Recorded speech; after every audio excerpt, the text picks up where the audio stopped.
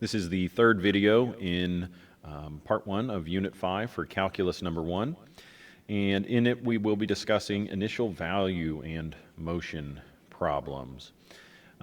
Suppose that you know that a derivative function satisfies this equation, so the derivative of f is equal to 2x plus 10. We should recognize that the antiderivative would be the original function f of x, and that's relatively easy to calculate. We know that the antiderivative of 2x would be x squared, and the antiderivative of 10 would be 10x.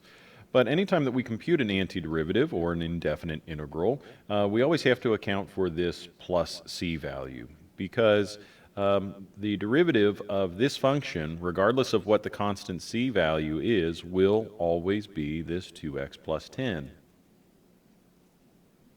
Now, one way we can visualize this is we can inspect the function x squared plus 10x. That's going to end up being a parabola that looks something like this. And then if we had x squared plus 10x plus 1, well, that'll be a parabola here. X squared plus 10x minus 1 would be a parabola down below. But I recently discovered that Desmos does a pretty nice job of illustrating this as well.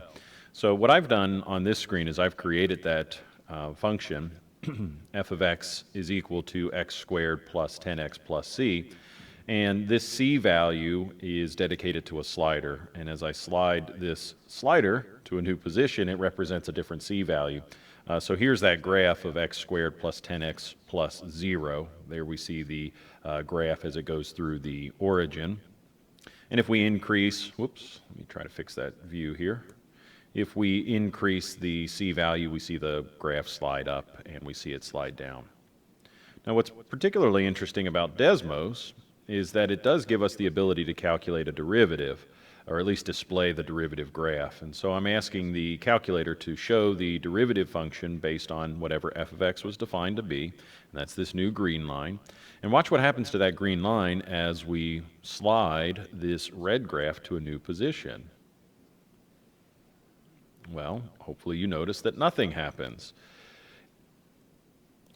Within the family of functions, this parabola's derivative does not change. And so the problem that we're faced with right now is that we were given this equation, this linear equation here was 2x plus 10. That's what was given to us in our notes. And our job was to figure out which parabola is most appropriate for the antiderivative. And again, what we're saying is that any one of these parabolas is technically the antiderivative, because the derivative of any one of these parabolas is still the same as the original problem we started with. So the question becomes, well, how do we know which is the best, or which is the parabola that fits? Well, as it turns out, all we need is a single point that exists on the antiderivative function. If we have one point, then we can locate the precise equation that fits. And so I've established this coordinate here, negative 5, comma 15. And so the claim is that we can provide the derivative function, that's the green line here, and we can provide a single point. And if I provide both the derivative function and a single point, then when we compute the antiderivative, along with the information that comes with this data point, we can now identify the specific c value that goes with it.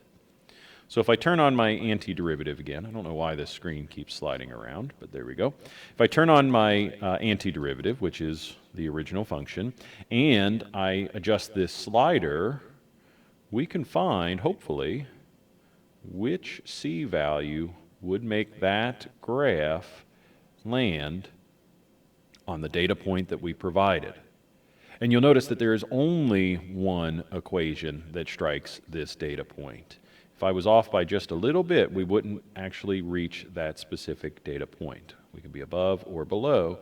And if this graph was, say, slid to the right or left, then the antiderivative function would be different altogether. The only value that's changing is our c value, which affects our vertical shifting. And as this graph shifts vertically, there's only one position that will allow the antiderivative function to strike the data point that was provided. As it turns out here, the C value has to be 42. Now, as I've said time and time and again, we won't always have graphing tools available to us, or maybe it won't make sense to use a graphing tool due to the complexity of the problem. So we've got to understand how to answer a question like this without relying on a graph specifically. So here we go with an example from the textbook. We're told that the derivative of a function is x squared minus 2x, and in the original function f, when we evaluate at an x value of 1, we end up with a y value of 1/3. So this notation here is synonymous with the coordinate, like I showed in the Desmos page. If I had written 1 comma 1/3, these two mean the same thing. Because again, we evaluate the function at x, and the calculated result of the function at x is our y coordinate.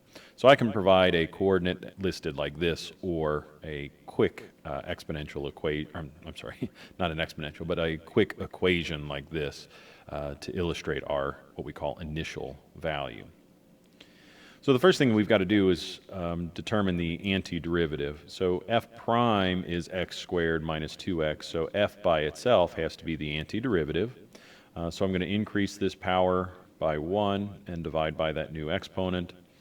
I'm going to increase this power by 1 and divide by that exponent, and then we'll add our c at the end. So it looks like f of x would have to be 1/3 x cubed minus x squared plus c. But here again, we don't know the c value. So how do we go about that? Well, hopefully you've got an idea already. We know that the function, when evaluated at 1, is going to end up equaling 1/3. So anywhere that I see an x, I'm going to replace that with the number 1. And ultimately what we're doing is we're creating an equation with the only variable that remains as c. So again, f of 1, we know, is equivalent to 1/3, so I'll make that replacement now too. So 1/3 is equal to, whoops, I got my exponents all mixed up here. There we go. So 1/3 is equal to 1/3 times 1 cubed, well that's 1/3, minus 1 squared plus c. And if I subtract 1/3 from both sides and then turn around and add 1 to both sides of the equation, it sure looks like that c is equal to 1. And with that additional piece of information, we can now claim with certainty that the antiderivative of f prime, which is f of x, is specifically equal to 1/3 x cubed minus x squared plus 1. No longer is there a need for an arbitrary c value because we now know the specific c value. In this case, it was 1. And so just to reiterate this concept using Desmos, here's the graph, 1/3 x cubed minus x squared plus 1. And here's the equation that we were told at the beginning was the derivative of our function f. And now if I jump into functions, and if I'm looking at the miscellaneous options, this is how I can create a derivative function based on a given equation. So I'm going to press the ddx key, and the argument inside of ddx I'm going to use is y. Let me see, actually that didn't work out the way I thought it would. Okay, so I thought that would work out a little bit better than it did. Let me just rearrange this. Instead of using y here, let's change this to f of x. Okay, and then now I'm going to ask Desmos to display the derivative of not y, but the derivative of f of x. There we go, that's a little bit better. And in this process, I lost my original function. All right, and there we go. So the point I was trying to make here is that this y equals function was actually given to us as f prime, x squared minus 2x. And the antiderivative that we computed was this guy right here, the black graph. And the derivative, as calculated by Desmos, our online calculator, well, the calculated derivative in blue perfectly aligns with the supplied derivative function in green, and so that's a good way to check our results.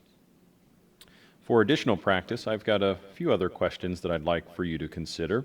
And I'll work through one or two of these in this video. And if you refer to the PDF document that I provided this week, that again is section 4.9 and the practice problems that go with it. So I'm going to look at a few of these questions, probably not all four in this video, but these would be four to practice at this point. Now in example number 59, and in this group altogether, we're given the function f of x, and we're being asked to find the antiderivative, capital F. So the notation is a little bit different than what we started with over here. This time around we were given f prime and we had to find the antiderivative f. Now we're given the function f and we're using the capital letter to represent our antiderivative. And that's perfectly fine. So the process is still essentially the same. We know that when x is 0, y becomes, when x is 1, y becomes 0 in the antiderivative equation. So let's see if we can identify that. So the antiderivative of each of these terms is x to the 6th over 6. This exponent has to increase by 1, so it increases to negative 1. It's a little bit tricky there to think about. But we've got negative 2 times x to the negative first divided by negative 1. And then here we had, in a sense, x to the power of 0, which becomes x to the first power divided by 1. And of course we've got the plus c on the outer, or on the end of this expression. Well, I know that f evaluated at 1 is going to be equal to 0. So I'm going to say that 1 to the 6th power divided by 6 minus, now I'm going to go ahead and clean this up just a little bit. A negative 2 divided by negative 1 is a positive 2. And we've got x to the negative first power plus x again plus c. So when 0 is equal to 1/6 plus 2 plus 1 plus c, well, we can combine our terms and subtract them to the other side. So to do so, I'm going to combine with common denominator, so we've got 1/6 plus 12/6 plus 6/6 plus c, and if I subtract these all to the other side, I end up with negative 19/6 equals c. So we think that our c value is 19/6, or negative 19/6. Therefore, the antiderivative, not the family of antiderivatives, but the antiderivative is x to the 6th power divided by 6 plus 2 times x to the negative first power, which we can list as 2 over x, plus x minus 19/6. You can, of course, check this by computing the derivative. The derivative of capital F should be equal to the original function f of x that we just established a moment ago. Now, if it hasn't been made abundantly clear, we call these initial value problems because when we compute a family of antiderivatives like we've done here in this step, all we need is one value in the initial equation whose derivative is equal to what was given to us. And so technically, this is the initial value. This is the first value, or a value in the first equation whose derivative was supplied. And that's where the name initial value comes from. Number 64 is kind of fun. We haven't seen any of these in the videos yet. This time f is a function based on the variable u, so f of u is equal to 2e to the u power plus 3. And we haven't seen the antiderivative of e to some exponent recently, but that shouldn't be too challenging for you. We have this multiplier too that I'll just push out to the front right now. And now I've got to envision, well, what's the antiderivative of e to the u power? What expression has a derivative of e to the u? Well, as it turns out, it's just e to the u. So the antiderivative of e to the u is also e to the u, just like the derivative of e to the u is e to the u. So that's kind of helpful. That's pretty nice. To that we will add 3u plus c to round out the indefinite integral. And now with our supplied initial value, we know that f at 0 is going to be equal to 8.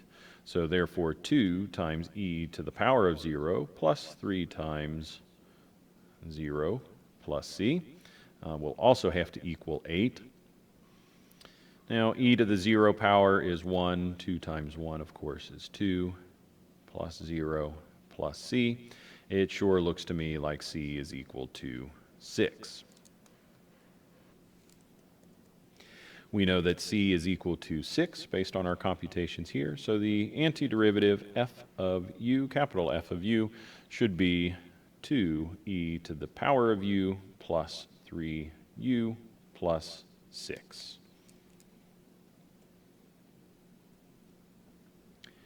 Now, I would encourage you to try the other two examples on your own, 63 and 60, and let me know how you do on those. If you have any questions, by all means reach out to me, and I'll do my best to give you a hand.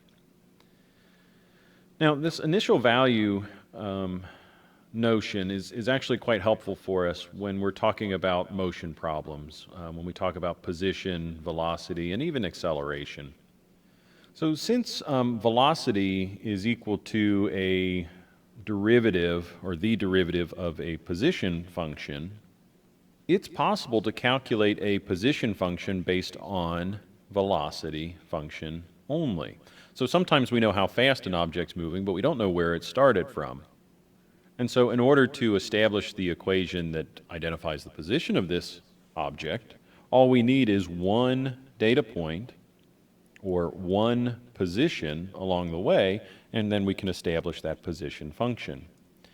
Oftentimes in these contrived examples, we will give you the initial position, so where the object started, where the position of the object was at time 0. But that doesn't have to be the case. As long as we have one position along the path, that would be sufficient.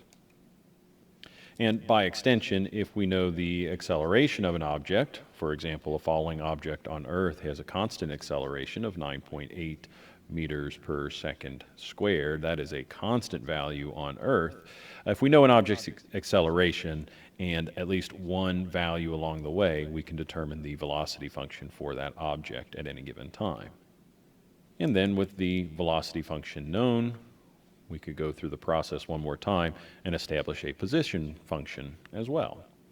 So hopefully you can sort of envision where we might be going with this and how this might be helpful. And in the meantime, if it's not quite making sense, let's just talk about one example here. So we're talking about two runners here, runner A and runner B. Runner A begins at the point S0 equals 0. So at time 0, the runner is starting at position 0 and has a velocity of 2t. Runner B, and 2 times whatever the time is. Runner B begins with a head start, so at time 0, his or her position is at 8, so 8 units ahead of runner A. Now this runner's velocity is constant. It's always at the unit 2. Now, as if this notation isn't confusing enough, capital F and lowercase f and capital S and lowercase s, there's some interpretation that needs to be made here first. I think the only reason why they're switching between capital S and lowercase s is to delineate between runner A and runner B. So the lowercase letters are associated with runner A and the uppercase letters are associated with runner B. Also, no units are provided here. There's a bit of ambiguity with the distance and position as well as time. So I'm just going to arbitrarily assign meters and seconds to the units here, just to hopefully make a little bit more sense. I'm also going to perform the math off to the side here. So I'm going to do some calculations for runner A, and I'm going to do some calculations for runner B. And this way we can use the same notation for both, and we'll just recognize that the column on the left is A and the column on the right is runner B. Okay, so for runner A, this runner's velocity, v of t, is equal to 2t. So evidently at time 0, the velocity is 0, but at time 1, the velocity is 2, at time 2, the velocity is 4, at time 3, the velocity is 6, etc. So this person's velocity is increasing. So you can imagine that if runner A started at position 0 and runner B started at position 8, even though B is moving at a constant velocity, runner A, on the other hand, starts off slow, but then increases speed as time goes on, and hopefully at some point, runner A will catch up and perhaps surpass runner B. So with regards to runner A, again, the velocity is equal to 2t, so therefore position s of t, which is equal to, hang on a minute, don't want to mislead you here, the derivative of s is equal to velocity. So the antiderivative of velocity, here's where I'm going to use that capital V, the antiderivative of velocity should be equal to the position functions, and that's a lowercase s. So in this case, I think t squared, 2 times t squared over 2, which is just t squared, plus c would be appropriate. But we were also told that runner A at time 0 had a position of 0. So if t squared plus c is equal to 0, that means that 0 squared plus c is equal to 0. Therefore, c itself is equal to 0. And I can confidently say now that the position of runner A based on time t is simply equal to t squared plus 0, or just t squared. So now let's consider runner B. The velocity of runner B is equal to 2, a constant velocity. So the antiderivative of V is equal to position s. It's the derivative of s that equals velocity. So then the antiderivative of V is going to be 2t plus c. But we were also told here that this runner had a head start. So at time 0, this runner had a position of 8. So at time 0, with a position of 8, 2 times 0 is 0. 0 plus c has to equal 8. Therefore, c is equal to 8. And we now know that the position for runner B, the position function for runner B, is equal to 2t plus 8. So hopefully this notation is becoming a bit more clear to you. One thing I would like to point out is that sometimes we'll use subscripts, and especially in physics class, we like to use subscripts to identify different values. So I might have even come in here and said that VA, SA, using the subscript A, that means that this is the velocity and position function for runner A, and I could use V subscript B. If you can read that on my screen, I know it's pretty small, but the subscript B means the velocity and position for runner B. Now, the rest of the problem goes on to state that we would like to know who's in the lead at time 6. Well, that's easy. Now that I know the position for each runner based on time, I could simply make that substitution. So the position at time 6 for runner A would be simply 6 squared, and that equals 36, and we were calling this meters.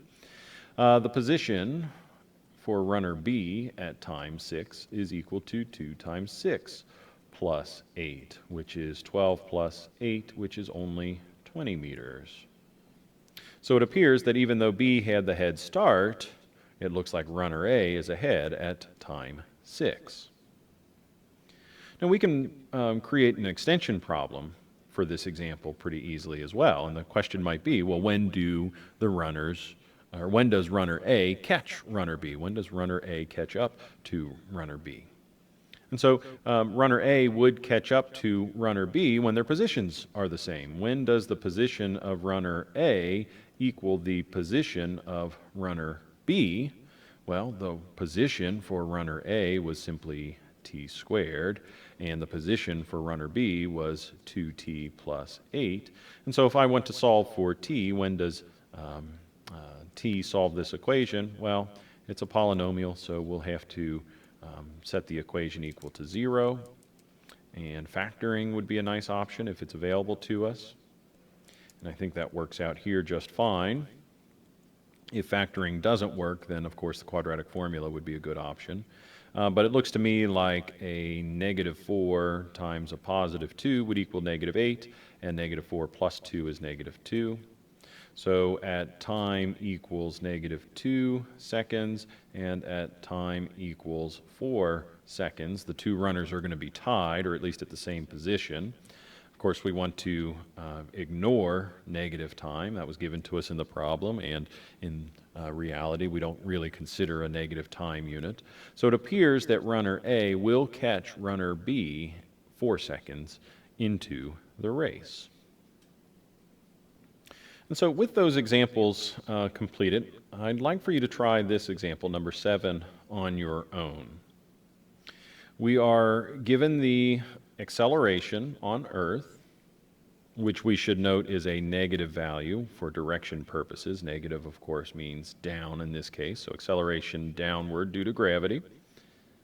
At an initial value, time 0, the velocity is 40, so at time 0, the velocity is 40, so velocity at time 0 gives us the data point 0, 40.